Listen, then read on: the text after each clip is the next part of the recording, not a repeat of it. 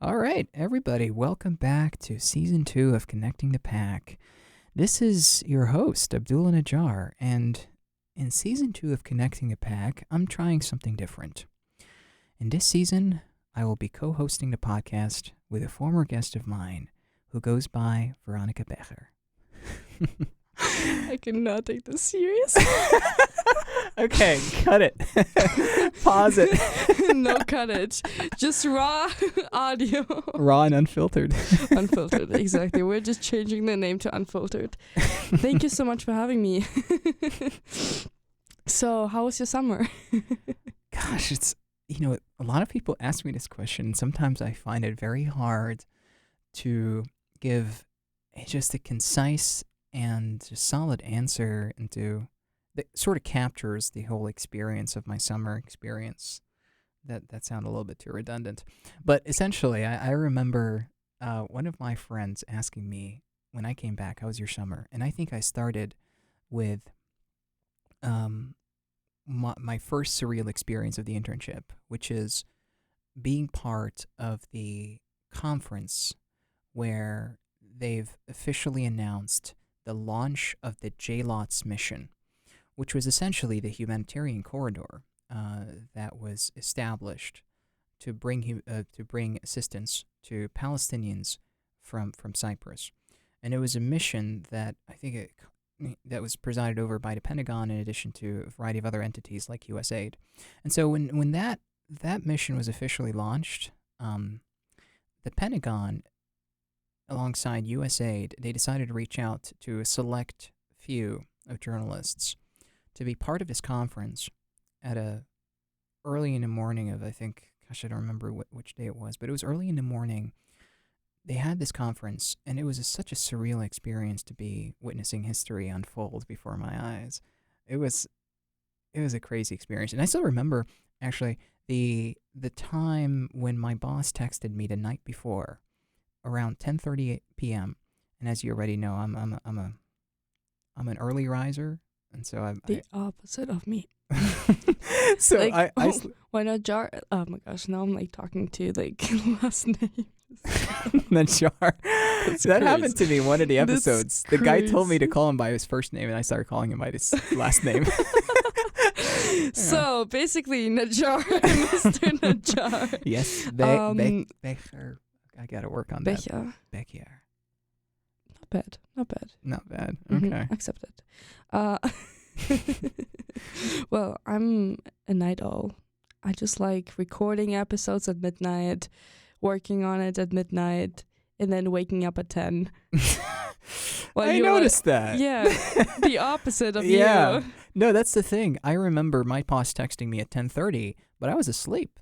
I swear to God, I was asleep. She told me that this thing was happening. I think the Pentagon sent the email later at night. I mean, I think they sent it at 10, and she sent me I wasn't on the list of recipients because I wasn't a high-ranking journalist in our organization, but my boss really trusted me, and she really she decided to include me in that meeting.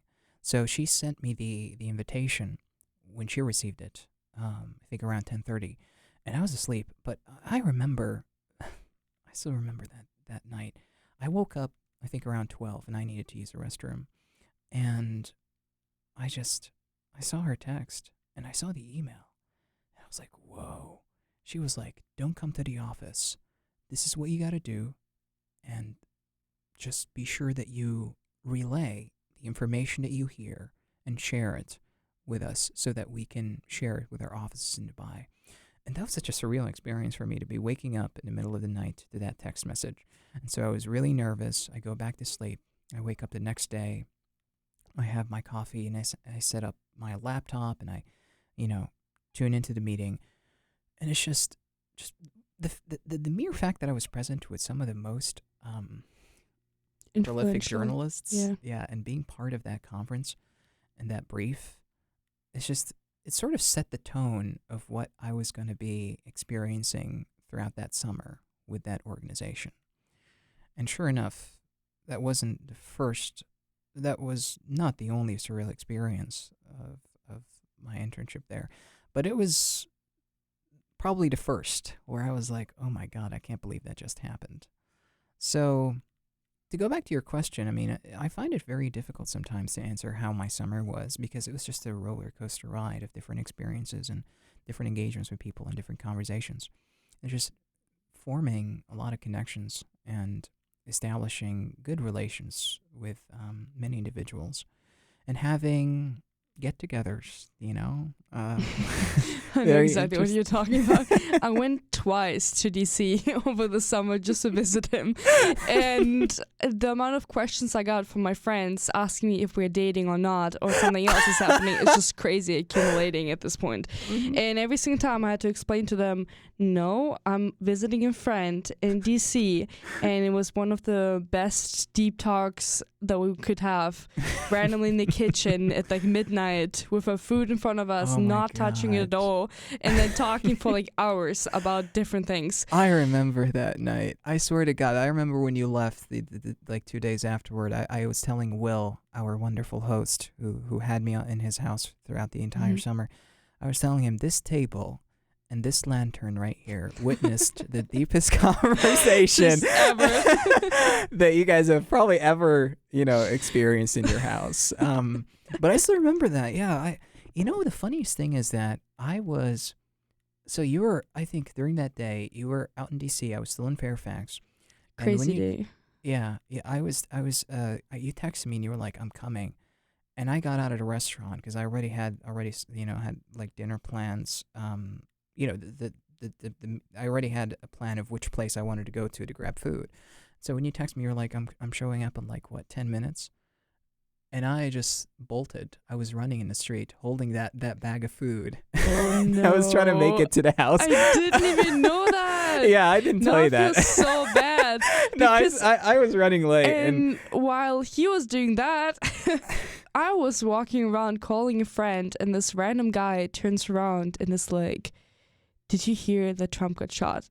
And that's literally how my conversation started with a stranger somewhere in Washington, D.C., out of nowhere. And in the end of the day, he gave me a ride home. Oh, yeah. I remember that one. And so I'm just calling you up, and I'm like, by the way, I hope I'm gonna be alive after this trip.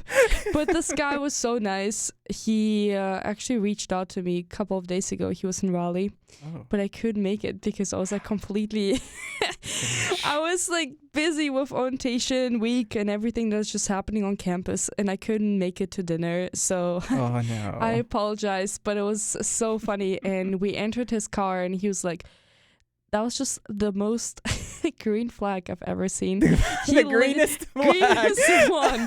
Do you know, he was like, here's a pepper spray. If you ever feel threatened by me, it works. He they tested it. He's like, you can use it on me at any time if you feel threatened by me. He made you feel comfortable so that you feel comfortable with him. The analysis goes crazy. And the crazy thing is, the ride was just something I never expected. We were sitting in a really nice car. It was a nice car. Mm-hmm. Oh, wow. What type of car? We're not going to start this car conversation today. We'll avoid that for now. But it was a nice car. But he knew so many things about the area since he like worked in the worked in DC for a long time. And we were listening to classic music. That's so cool. No, that's really because we realized we have the same songs that we're listening to classic wise. And I showed him what's Franz Liszt's like playlist. It's called playlists of classic music, and Liebesträume, I think it's like Love Dreams or something like that. Okay. It's like one of my favorite songs. If I'm completely off, I'm sorry, but We'll check it out later. we were like listening to that full blast on, and then at some point we switched to Studio Ghibli songs, so this kind of anime music was really funny. It's an interesting transition. But they are also like classic music, like just classic music, and it was just so funny. I don't know. I just had a good time with the stranger. And he took pictures of you too, right? Wasn't he the one that? Yeah, tell us about the pictures. This is so wrong. This is so wrong. No. The pictures were okay. Basically, the pictures were in front of one of the Capitol grounds, like buildings, and he decided to take pictures of me, and he was like, I can take a picture, and he actually took one of the best pictures I own on my phone, honestly. Oh yeah, I can attest to that. I saw that picture. Yeah, till a random guy passed by, and he was like, oh, you want to be in the photo too with your girlfriend? And I was like, this is getting out of hand. And so then this guy just answers, oh no, we know each other barely 2 hours, but that's okay. I guess this is how you start dating someone. But they just shipped you on the spot. I know, but it's okay. It's okay. I'm still saying it for everyone who's listening and is super upset right now. Oh boy. Yeah, no, I think you had a great time. I had a great time. Yeah. I feel like, yeah, my summer was really eventful I just didn't expect that. Let's be honest. Oh, here we go. One of her catchphrases. Let's be honest. I just didn't expect that. Well, first of all, I'm starting in my own podcast. Identity Library. Someone convinced me to start my own. And second of all, well, I was a camp counselor at Satellite. I got into a fellowship program I really wanted to get into. My grandma died. I should not laugh about these things. But I don't know. And I also worked the whole summer and went twice to DC. So I don't know. I feel like my travel experience, I just onboarded a couple of days ago some of the new international business degree students. And they were like, so what did you travel? And I'm like, DC twice. My whole summer was like, it sounds so boring, but it was actually eventful and it was funny. You wanna joke, like a fun fact story? Yes. So I have a friend, a mutual friend, who was seeing the whole summer, and we were just hanging out. And another mutual friend thought we were actually dating. So yesterday, when I met up with just my friend, and we had this conversation, they were like sharing how a mutual friend was like trying to share this tea about me dating someone, and it was super funny because all we did was just hang out on the campus grounds, and people were like assuming we were dating. So it's okay. It's a lot of assumptions being made about you. I know. That was just probably the most confusing conversation I probably had with someone about like my friend, another friend, and my third friend. A lot of friends and a lot of confusions. So many friends, exactly. Wow. Yeah, summer. Oof. Yeah, it was a hard. It was overwhelming. I think for me, it was just very overwhelming. Well, at least you could enjoy your scones. Oh God! Don't start with the scone. Oh my goodness. Okay, so first off, let me just credit Will. Okay, William, the guy who hosted me, and his wonderful wife, Dr. Teresa Rowe. He introduced me to scones. And I also learned that you can pronounce them as scones as well. So scones or scones, it works. So he told me about scones, and I had no idea what a scone is. And he was like, if you go to that one cafe, you can order a scone and just tell me what you think. And sure enough, I did go to that one cafe, and I had my mocha latte, and I had my scone, and I swear to God, it was heaven on earth for me. So you discovered a new tradition. You would like every single Sunday. Is it Sunday or Sunday? It's Saturday or Sunday. Sometimes I switch. Saturday or Sunday, he would go in to grab his scone and then drink his mocha latte. Yeah, with the hearts and the leaf. And it's just, I felt so in love with my coffee and my scone. And I still reminisce those days. Oh my goodness, don't get me started. But the most fun part is that Will imparted that knowledge to me, and then I imparted that knowledge to you, and I introduced you to the scones. Oh no. Yes, usually I don't like sweet things. I'm more a savory person, but I feel like I enjoyed the scones a lot. Oh. They were so good. Oh, they were really good. But in comparison to you, I went to Jubila so many times. I was joking with my best friend, Lodana, and I was like, I think people think I'm like dating 10 different guys at the same time because the amount of times I went to Jubila with strangers or people that I wanted to meet, and it was such a convenient spot to meet up with friends that they always would see me with someone new next to me standing, and I'm like, I'm sorry, it's not just I don't bring everyone here. It just happens sometimes because it's close to my apartment. Right, it's out of convenience. But sometimes, yeah, you do feel well, you know, there are sometimes there are signals that people interpret or misinterpret when they see you with someone else, and that is, we want to connect dots. Humans want to make sense of certain situations. Yeah, but maybe, you know, getting the conversation away from relationships, because that's not the topic of connecting the pack. Definitely usually not. Yeah. And since I'm the one sitting in the chair of the interviewer, what's so strange to you, probably I now feel like a guest. Actually, I think I am a guest. You're a guest now. I'm joking. So how would you describe to everyone who's listening to your podcast, what am I doing here? Why am I now a co-host? What happened? Oh gosh, what happened? So, a lot of things happened. Let's try to break it down here. So, your host, your official host of Connecting the Pack, or today would probably be your co-host, Abdullah and Veronika, whom you're listening to right now, has launched or will be launching tomorrow a new podcast that will be called In the East Wing. And yay. Yeah. Sorry, I can let's hear, just clap I can hear the applause in the background. Let's go.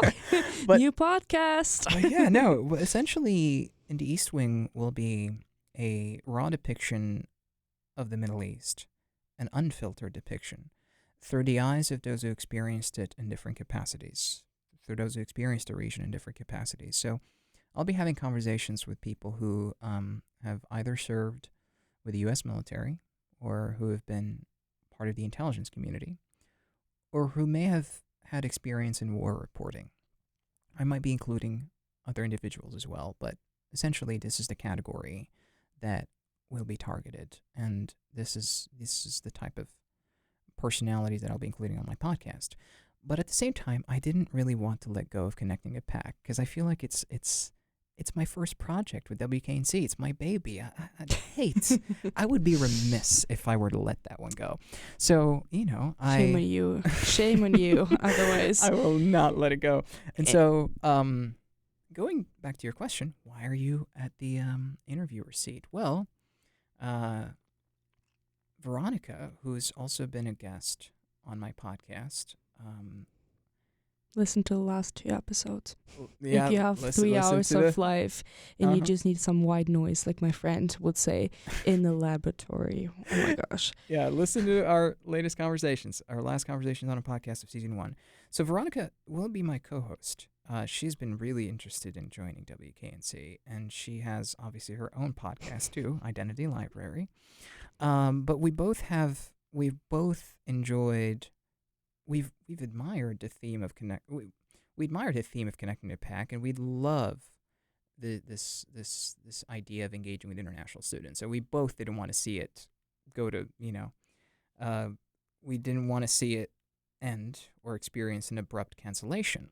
So we have informally agreed to co-host this podcast together.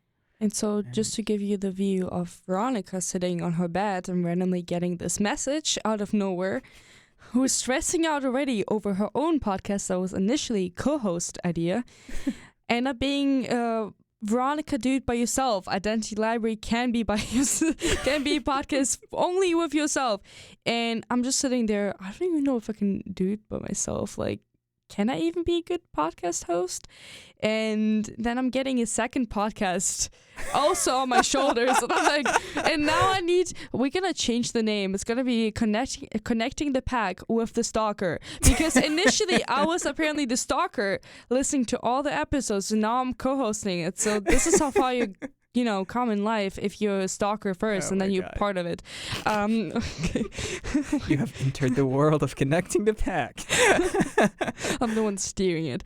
But no, I feel like, Identity Library is going to be more an expansion of connecting the pack. And I felt like I want to interview people that are outside of just the, an international student from a different country coming to NC State. I want to interview people that are Americans, or I don't know, it doesn't even matter where you're from.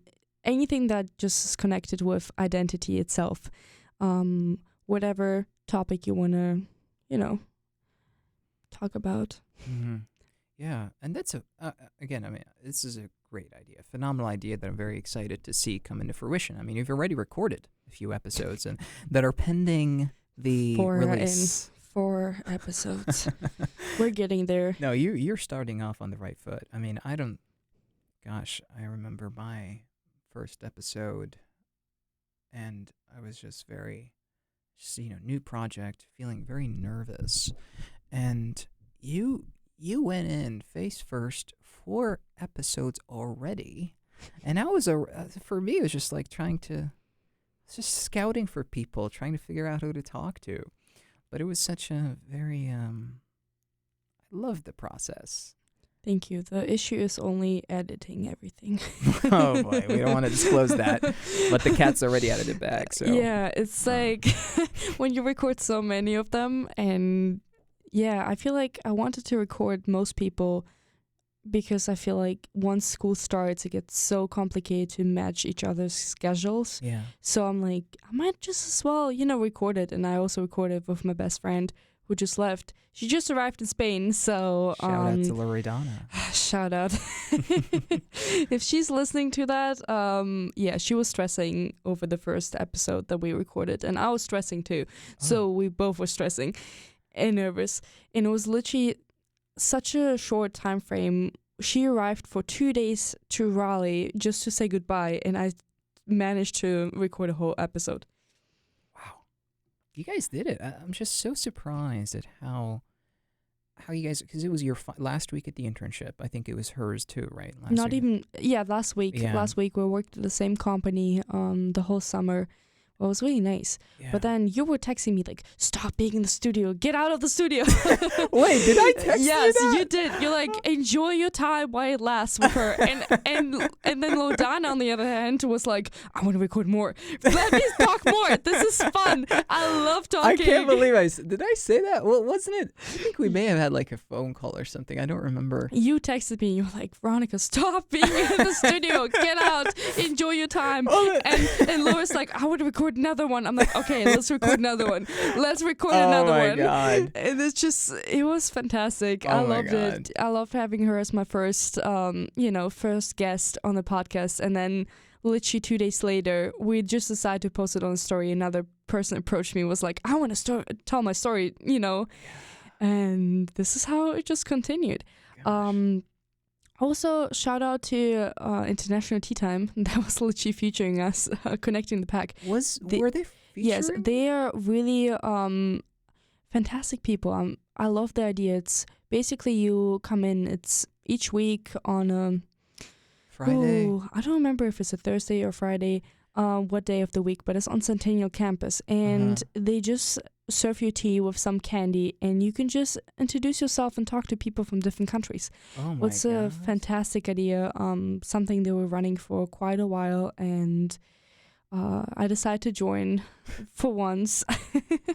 And they just love the idea of connecting the pack, and the amount of people that approached me in regard of connecting the pack was just enormous. Like, so many people didn't even know connecting the pack existed, right? And they were like, this is such a fantastic idea. We never had a podcast about international students, so thank you so much for your idea and me being your stalker and now part of your podcast and advertising it on my behalf. Yes, I know. I was like, have you heard of connecting the pack yet? And I'm also starting my own one, so yeah, no, I'll be taking the lead in advertising yours every now and again. Have you heard of Identity Library? Yeah, exactly. And I just hope it's going to be a good podcast. I'm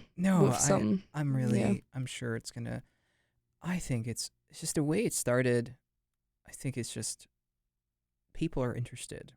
And when you have that sort of acclaim, that interest that you've been able to amass just early on in a process, I think that just speaks to how valuable the message or the yeah, the message that you're trying to get across. And so I never knew that my podcast would be.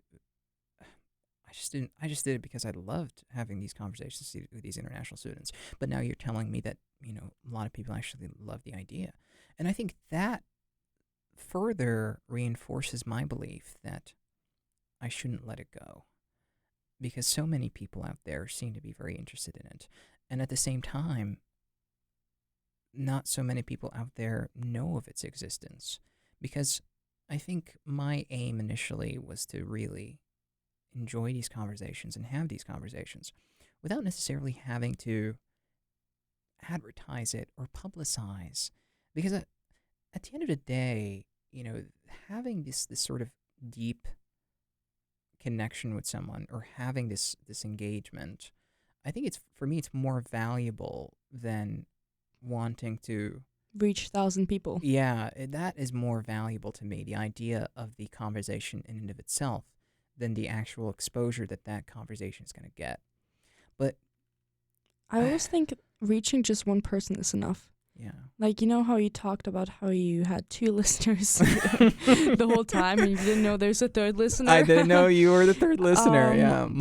Yeah. Yeah, that's the same. And I just feel like I just want to reach at least one person that might enjoy it or like it or just whatever, like wherever you are. Like I have so many friends that live in other countries and I feel like connecting with them is sometimes so difficult because of the time difference, because of the work we do. Some people are working, others are studying, others have already families and kids and are married. My cousin just got married literally Congratulations today. to your cousin. Wow. I know, right? Yeah, it's fantastic. And I'm just realized that sometimes sharing certain conversations is maybe really nice with the world, and whoever wants to listen to it can listen to it, and maybe they can connect like that to me without actually talking to me every single day. Yeah. I was thinking actually of something a few days ago. It was an experience that got me thinking of something. And so I'll share the experience and then I will talk about what it got me thinking of. So the experience is as follows. I was in a coffee shop a few days back. It was, I don't know, I think it was early in the morning. Maybe it was 11 a.m. And so I was just, enjoying my coffee, enjoying my banana bread, and just reading. I really, I needed, I wanted to read and I really wanted to spend some time on my own. And then this one guy approaches me and he was like, just randomly, and he's like, I knew that there would be someone here who would be reading. And then I replied and I was like, well, yeah, and if you want to join me, you're more than welcome to do that. And he was like, yeah, no, thank you. I mean, I'll be right here. I'll be beside you. But I just wanted to say that, just wanted to say hi and just, I guess, showcase some sort of appreciation that there was someone in that coffee shop that was reading. But then, so we start having a conversation together, and, it was a really good conversation. And then at some point I told him 2 things. I was like, hey, look, I really, even though I'm really enjoying this conversation, I want to go back to reading my book. But at the same time, I want to have another conversation with you, and I host a podcast that is about Middle Eastern affairs. Again, this podcast that I alluded to earlier. And since you have some sort of military background, maybe we can talk some more about that. And he told me that he wouldn't want his ideas or his opinions to become public. He would be more than willing to have a conversation just, off the record with me, but he would prefer not to have his ideas or opinions being publicized. And I told him that, I respect that and we don't have to do it. And so I go back to reading my book. But then again, we go back to talking. So we really enjoyed each other's company. You're not getting your break with your book. Yeah, no, I feel like I've betrayed my book for a short while. But essentially what happened after, he left and, after I finished reading. So when he left, I kept on reading and then I left. But it got me thinking that there are times when even though you really enjoyed the conversation with that person and you had that deep engagement, it's not necessary to have another conversation or another engagement with that person. Maybe their purpose served. Maybe they served the purpose of having that one moment with you, and then just suddenly, they left, and that was the purpose of the whole engagement, which is to be part present in the moment, having that conversation, and just, you know, finishing that engagement, and that's it. You might not see each other afterward. You might not even come across each other's paths. But the value is not necessarily derived from, again, exposing the public to that conversation, but it's derived from that deep engagement that you guys had. And you shouldn't have to, I think it got me thinking about something else, which is I shouldn't even have to share with people that I host a podcast, right, or that I do these things. If I really want to ensure that I've experienced that engagement to the fullest, I should just maybe end it then and there. It doesn't have to continue. It should just be, it was whole. It was whole. WHOLE. That's it. I don't have to have another engagement with that person.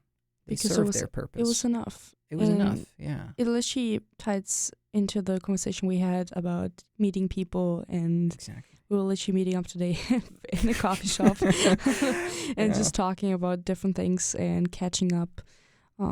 It's been a while. And honestly, I don't know.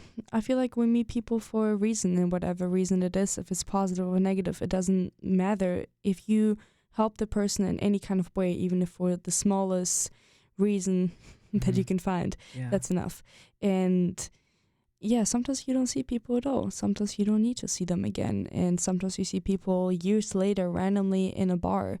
Like I have a friend from like my college experience in Germany, and he said he randomly called me up once and was like, I just met this guy that I knew like from like a random day in Japan, and he's sitting randomly in a bar in Berlin next to me. Wow. And we haven't seen each other for like 5 years or something, and we barely knew each other, but this guy randomly was literally sitting next to me in Berlin, even though he's Japanese, and we were not even like in Japan anymore. So sometimes our paths overlap if we need to learn something else. It's the same as how the semester is now starting, and so many people are leaving and coming back, and maybe some of your friends left, some are coming back, new people are coming into the university. And it's just a great experience of getting exposed to new people, new experiences, new faces, and new paths that might lead to something in life.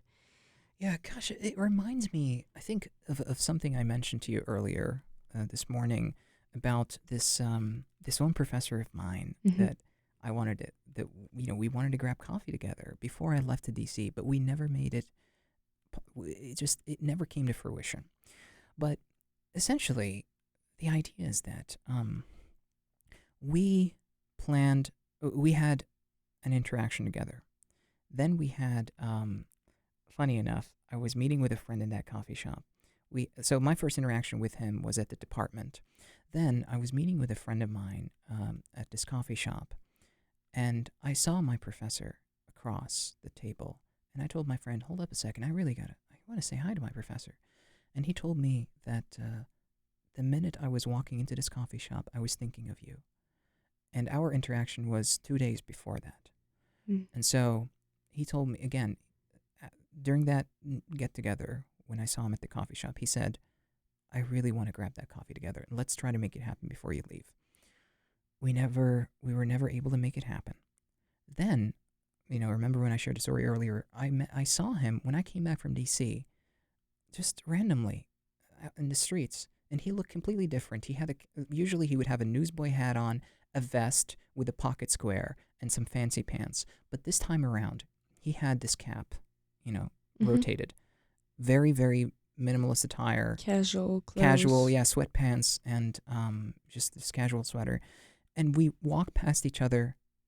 We catch a glimpse of one another. I think he recognized me. I think I recognized him. But we did a double take. And then I was like, hey, Dr. Green, or Griffin, right? He was like, Abdullah. And then we literally just started talking about his trips to New Mexico and about seeing art and about the Caribbean. And we just randomly kicked it off. And he was telling me that he doesn't want to do shit this week, you know? He just wants to take the car to the mechanic and just do nothing.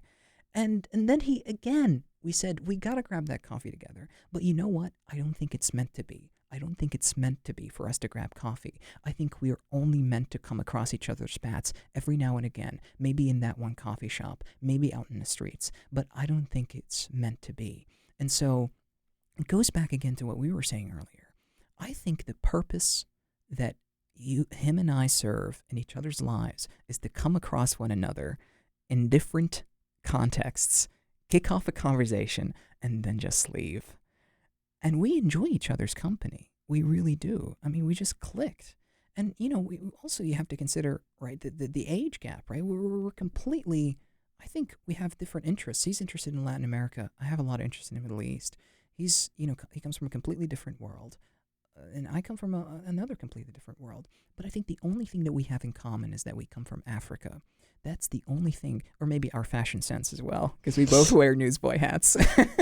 But that's a different story. But essentially, I think the purpose of our presence in each other's lives is to merely come across each other's paths, strike a conversation, and then just leave.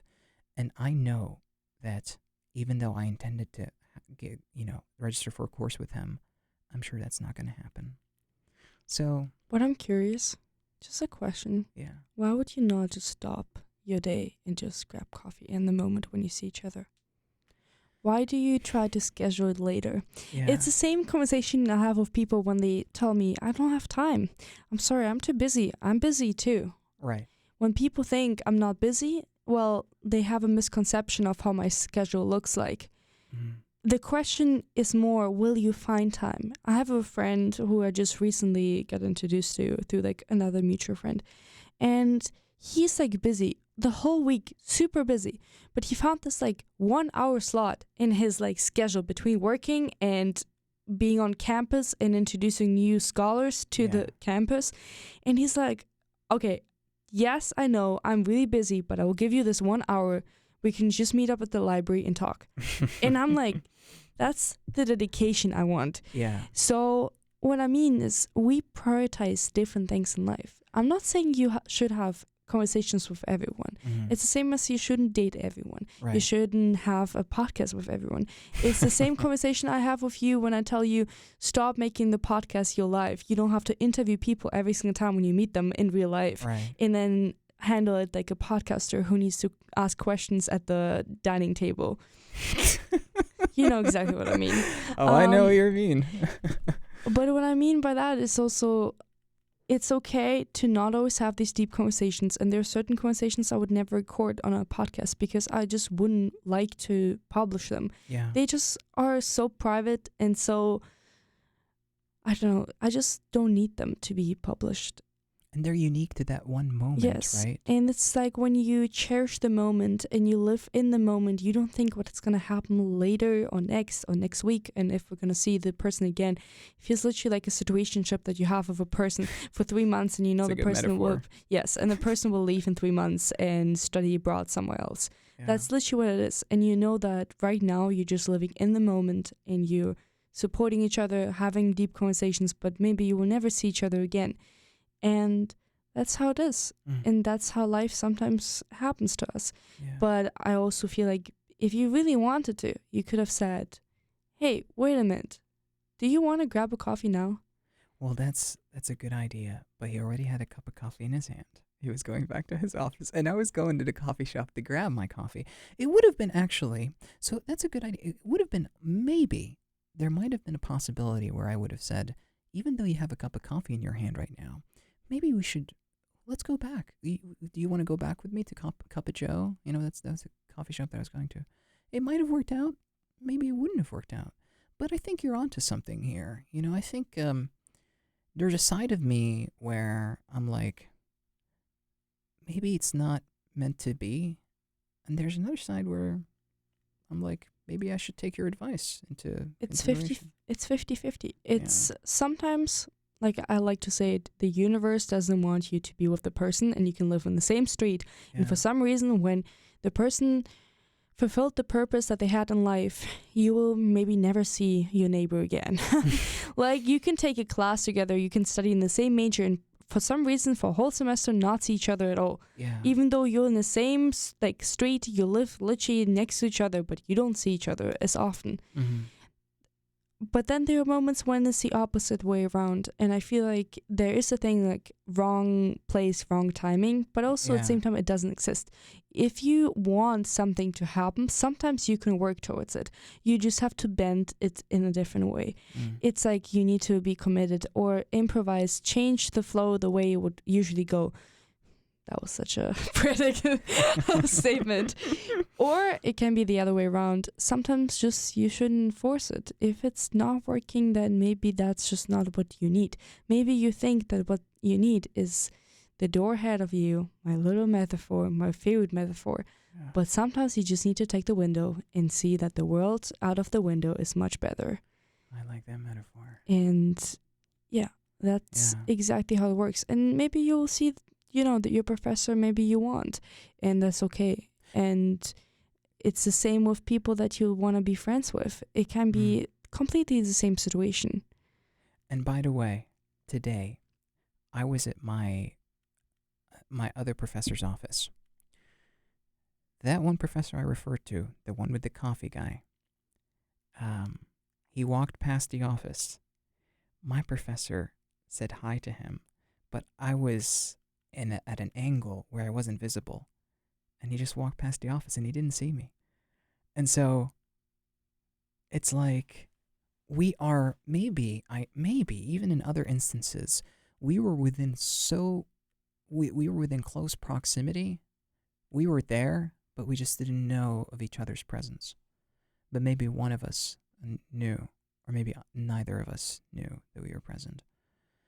I don't know. It's just you make a very good point about how you should really, there are things you can work on, you can change. You shouldn't let it take its course. You shouldn't let life take its course.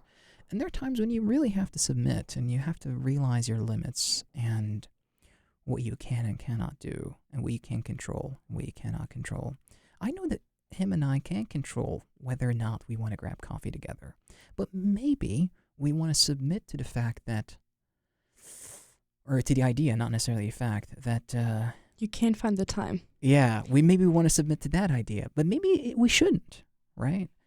I remember when you texted me, like, I think when I came back or something, I was like,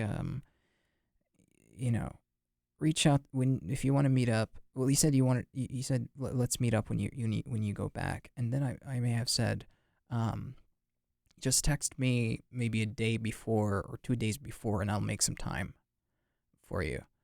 And I think it goes back to what you were saying. Like, if you really want to see the person, you prioritize differently. It's the same as, when your family member, your mom calls you, you're on good terms with your mom, hopefully. Yeah. You probably will prioritize her over someone else. Exactly. And it's the same, and this is the mental construct that you build it in your own head. It really depends what you prioritize. Compartmentalize, prioritize. Yes, it's true. Yeah. Like, it's the same as, of course, if I plan something ahead, 3 weeks ahead, and I'm completely booked out, I can understand that. And also finding time for yourself is also important. Mm-hmm. But sometimes we do make the decision actively, and we decide actively, even though we want to kind of put it on something passive, like a passive outcome. Yeah, it's not my fault. Yeah. Something happened, I was too busy. But in the end of the day, if you're really, really busy, I don't know, 30 minutes? How many hours do you spend daily on your phone? That's what I always imagine. How many hours do you use for something that is so irrelevant in your life, but you still use it for something, right? Whatever it is, you could use the 30 minutes to meet up with someone. You could call them. You could do something else. You can text them if you really want to. I'm like a bad texter. I've heard it so often over the summer. I don't even want to hear it at this point. I don't even know if I should take courses on how to be a better texter, because everyone compares me to their parents. Like, I'm literally like born in the 70s or something, and I'm not even sure what's wrong, but I just like short and like concise answers that are just okay, yes, thumbs up. That's my boss right there. Yes, it's so bad. And the crazy thing is, people are like trying to judge me, and they're like, oh my gosh, if I would have met you only over text, I would have been scared of you. You're so dry. I get that with my punctuation, which is why I had to tone it down. I used to text with like full-blown grammatically correct sentences. Okay. In German, it's like comma, but yeah, comma, dash, but. maybe like a dot over. Like, a lot of people just pointed that out. They were like, dude, you gotta tone it down a little bit. Yes, it's the same as people are like, Veronika, do you ever swear? I'm like, I do, just not every single day. Yeah. And I usually, if you know me like long enough, you will know I swear in Russian more than I swear in any language. I get that. For a lot of people who speak a native, like a different language, they swear in I'm just saying, Russian just hits differently. It feels more intimate, yeah. I tell my friends and I say that all the time. I have some good friends, international friends. Shout out to them. They're in different parts of the world now. But we always say, it's like, in the native language, it feels so intimate.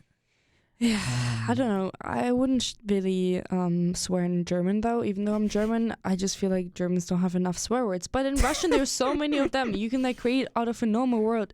Like, you just use a normal word and then you create a swear word out of it. Or you combine it with a swear word. And it just hits differently. So, whatever it is, just please, dear listeners, whatever you want to try, like, after watching so many video games, so many people probably know Russian swear words, but I'm always telling people, you need to know when to use what swear word. You can't just use all of them. There's a difference.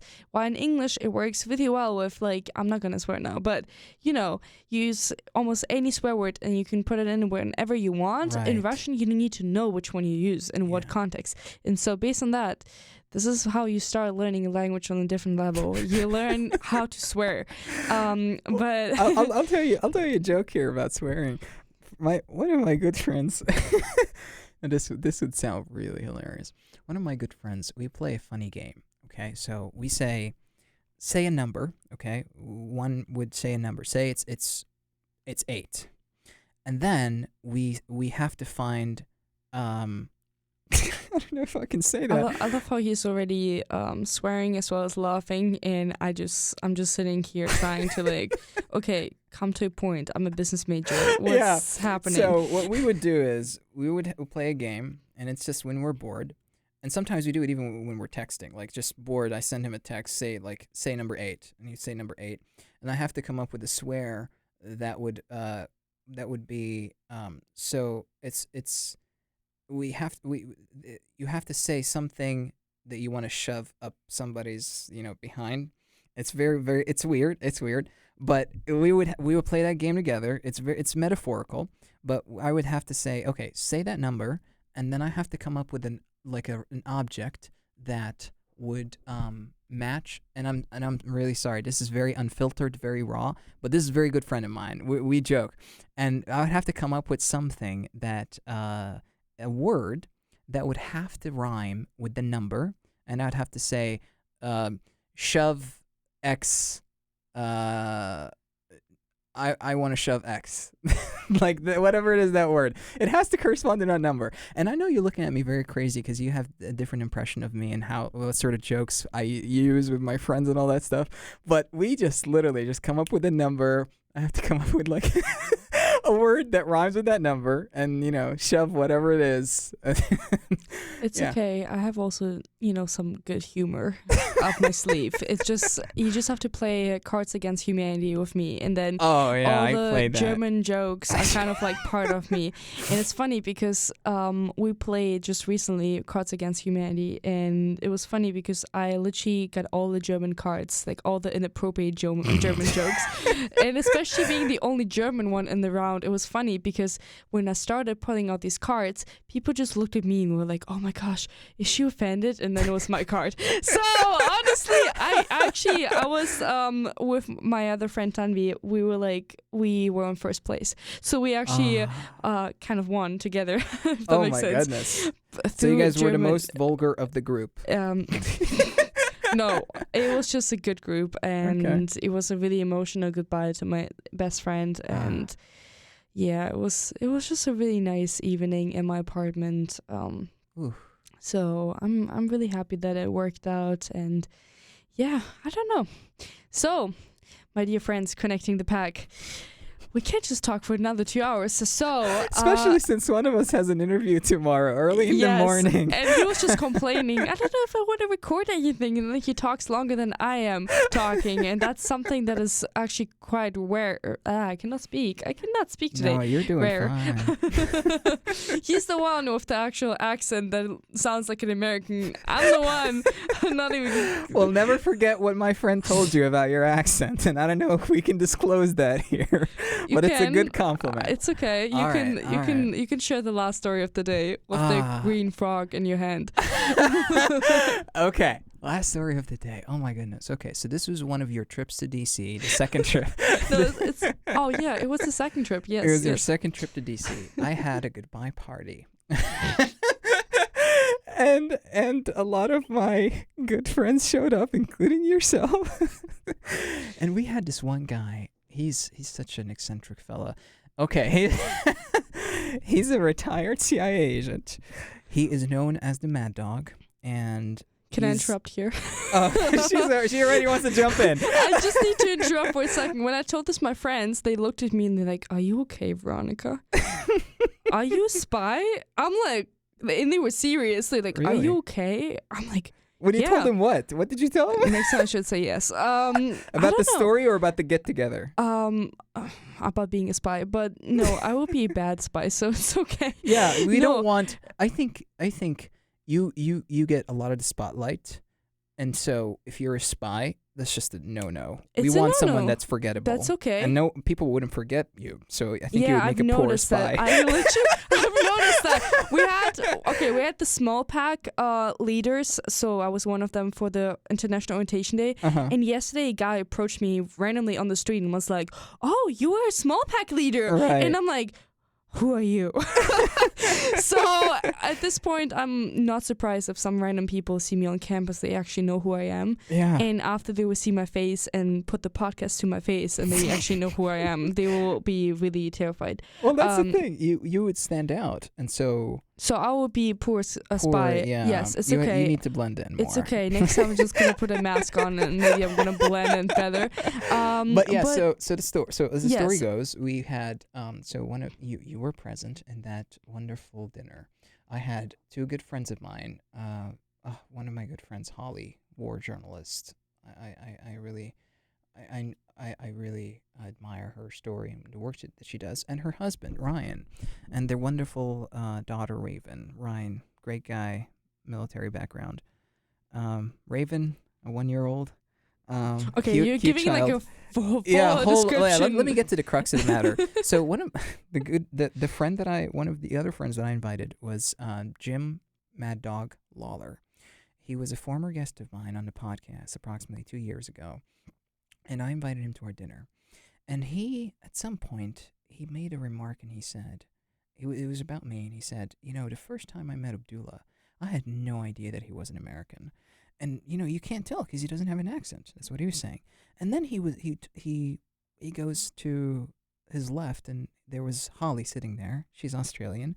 And he's like, yeah, you have a distinctive accent. And he's like, is it Brit or Australian? And I think later on, he referred to you and he said, some people would consider your accent very sexy.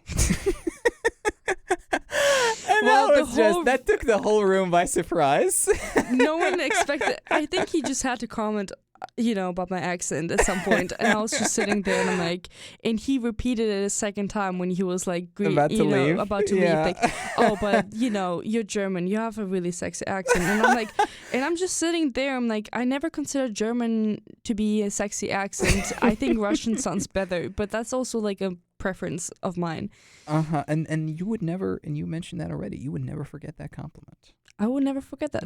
I don't even know if it's a compliment, but I feel No, like I think it's a compliment. Even though everyone was a little bit like freaked out because of like, well, it's like a grown man Yeah, because he's an old guy. Yeah. complimenting the young lady, how you like to name it, in the room. That's what I call you, young lady. Yes, all the time. And I started calling people Mister. It's bad. It's really bad. No, you know what? It's like calling a woman ma'am. She'd be like, my mom is ma'am. What are you talking about? No, but people like it for some reason being called Mister. Oh, The yeah? only thing is I get side looks from side looks from other people, and then like, why are you calling him Mister? Sometimes I like it when people call me gentleman. I'm like, oh, I feel so refined right now. So if you ever see Abdullah on the streets, call him my Gentleman. gentleman. And then is it's how that you meme with Winnie the Pooh. You know that meme with like the drink on the side and you feel so refined. Honestly, I don't want to have the Winnie Pooh. I want to be the, from The Great Gatsby. With Leonardo DiCaprio and Yes. that like cheers. Oh, I send that Yes. sticker to everybody. Yes. I have that as a sticker. And so that's just like, I want this specific sticker. That's what I want to have. Yeah. And then, no. I feel like we need to poo right now. This is just crazy. We like every single time we start a podcast episode, we're like, it's okay, it's gonna be a short one, and then we talk for hours, and I don't even know who Oh the my heck God. can actually listen to so many hours of just us talking and rambling. We've got good quality output right And here. we cannot stop laughing. That's even the worst. And so he just lectured me literally an hour ago. I'm literally gonna share boy. that What did I on say? my preview for being like too funny and joking too much. And while Oh, he's no. trying, he's like, you have a serious topic on your podcast. You can't just joke around all the time.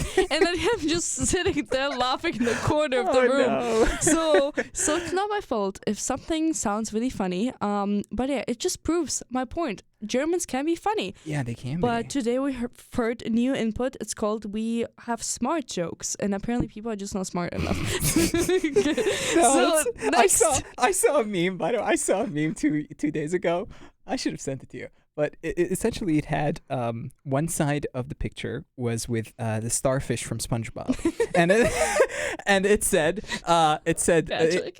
Patrick. Yeah, that's the starfish. That could be many things, right? The star from SpongeBob. But on one side, it had him with like sophisticated gear, glasses, and like just that torch and everything. And it said Germans when they're making their cars. And then on the bottom, it had him in like such stupid attire, messy stuff all over the place, and it said Germans when making their language. It's just such a mess. But yeah, smart jokes. You guys are smart.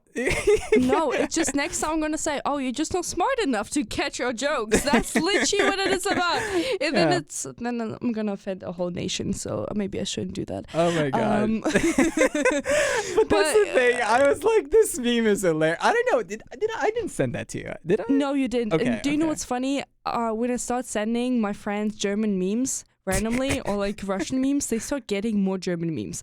And apparently the algorithm like on Instagram was like, "Oh, you're German? You get more German jokes." And I think Lodana was telling me how she's getting so many German and Russian jokes out of nowhere. And she's like, "I don't even speak German." But I'm like, no, that's like the curse. This is what happens to you if you like, if you want to be friends with a German student and Instagram is like, "No, you're German. You speak definitely German." Oh But my God. But it's okay. She tried to infiltrate our German ambassador club Loredana? a couple of times and learning some random German words. Okay. But you were also a ghost member of the club. So Ghost member. I was. Don't even like mention anything about it. But that's the thing, I really. Here's a funny thing, another funny story. One of the people that I follow on Instagram, he's like a famous model, and he does like stuff that's like classic wear or whatnot. When you told me you were from Dusseldorf, Düsseldorf. Düsseldorf is a fashion city.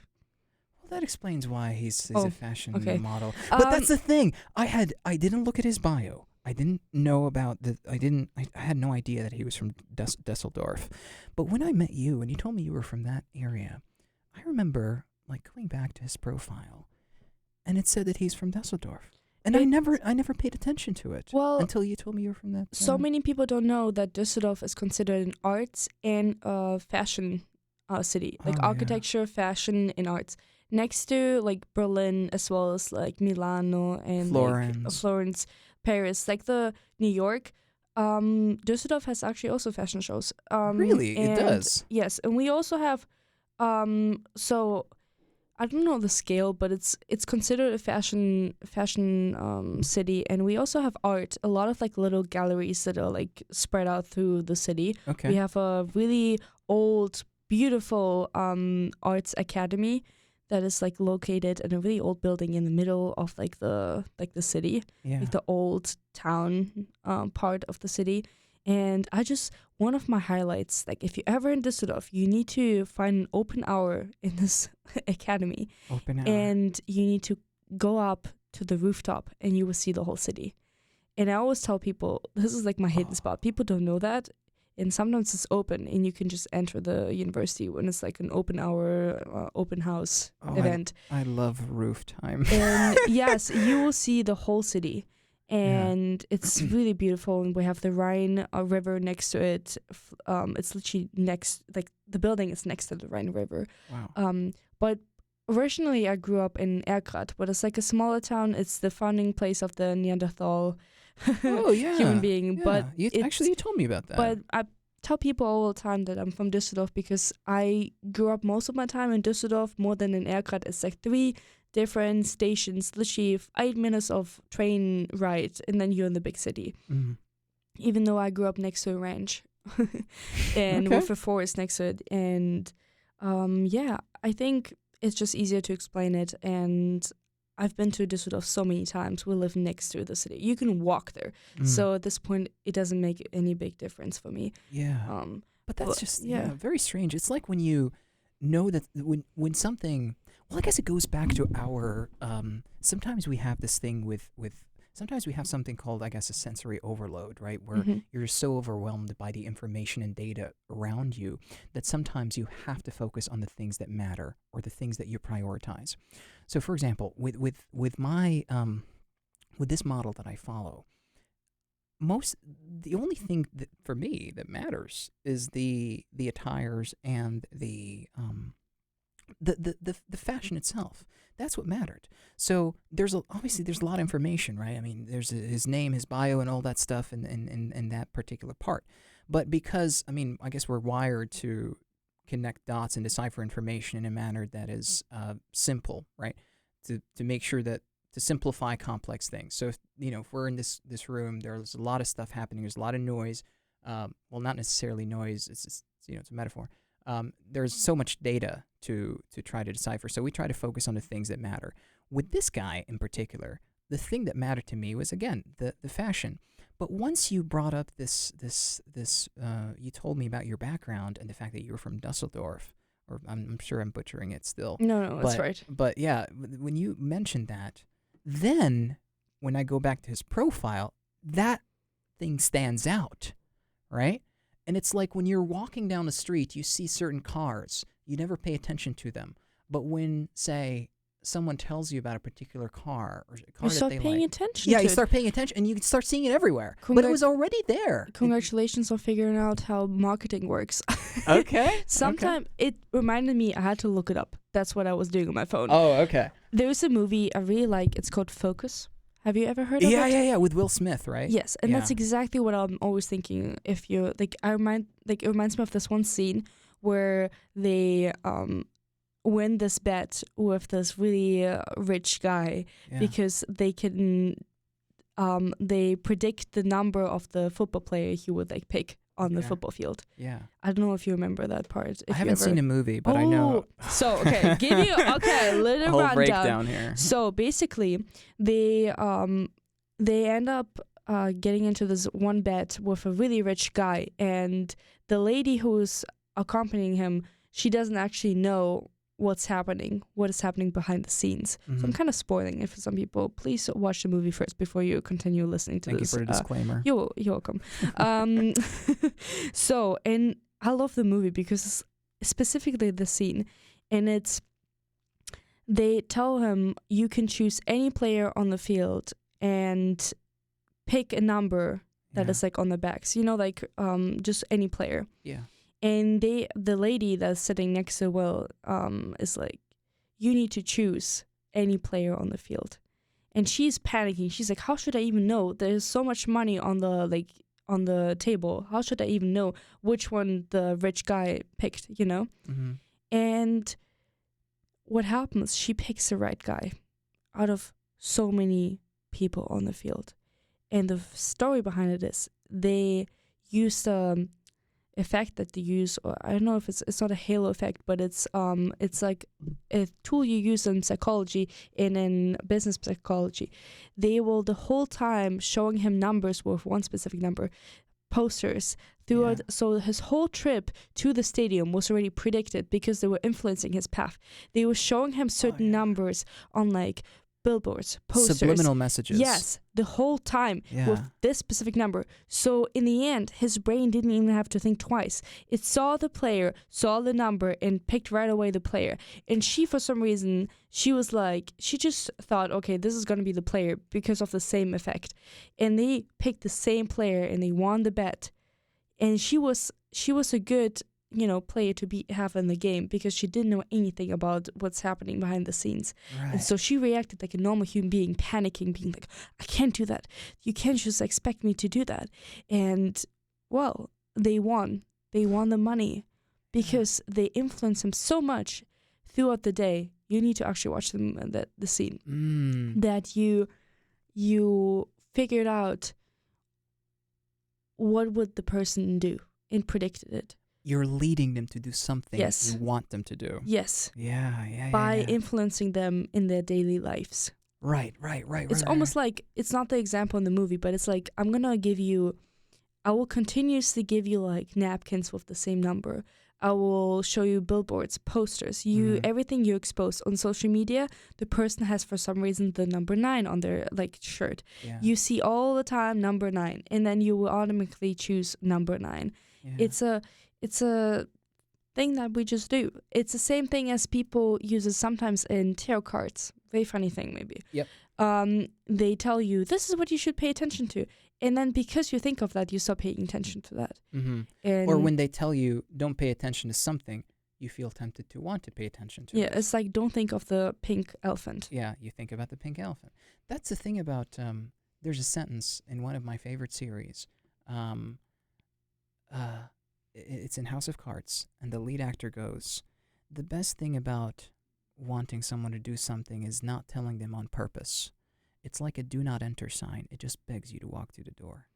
And so, Ooh, yeah. this is good. Yeah, it's like you want them, you on purpose choose not to tell them, or you don't want to make it blunt.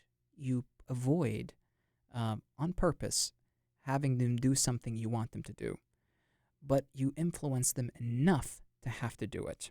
And so that's, this is from the lead actor of House of Cards. He's such a power-hungry sociopath.